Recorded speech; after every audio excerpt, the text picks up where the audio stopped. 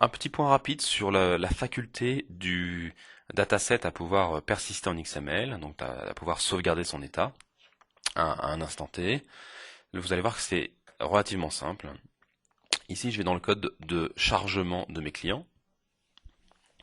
On est d'accord, l'accès au chargement de cette table client dépend de mon accès à SQL Server. Il faut absolument que je sois sur mon réseau d'entreprise, enfin là en tout cas, où le serveur SQL est visible et accessible par le réseau. Si j'ai envie maintenant que mon dataset puisse fonctionner, alors bien sûr pas avec la même notion de partage de données, mais en autonome sur ma machine lorsque je suis déconnecté du réseau.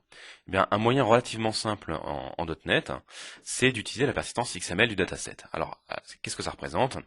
Ici, j'ai un répertoire qui est configuré ici sur ma machine locale, donc juste j'ai stocké ça juste dans une constante, et je vais me dire tiens si je stockais mes données temporaires pendant que je suis en mode offline, déconnecté de ce dataset dans ce répertoire là. Alors comment on peut faire ça?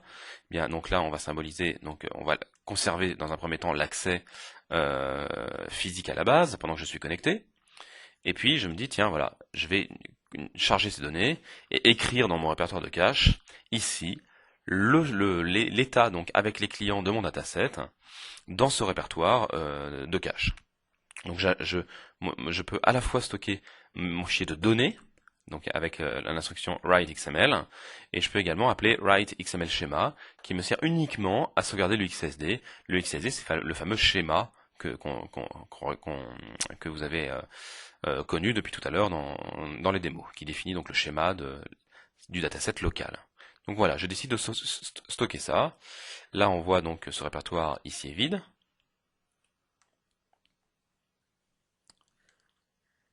Hop là, pardon. Voilà. Ce répertoire ici est vide. Et je vais exécuter mon application. J'exécute mon application, je charge mes clients, et voilà, donc à chaque chargement, j'initialise ce fichier temporaire. Je referme mon application. Ici, le fichier s'est ouvert, et normalement dans northwind.xml, je vais avoir l'ensemble de mes données que je vais retrouver ici.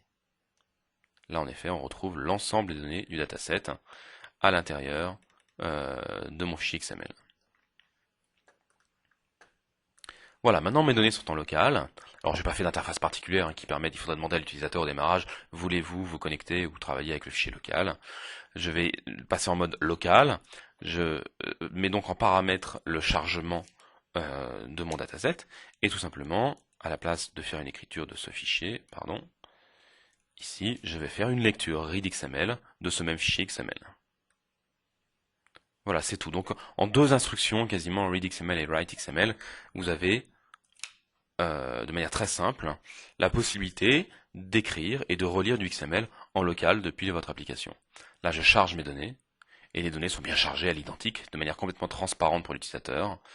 Et voilà comment très facilement donc on peut gérer des données en XML sur un disque local.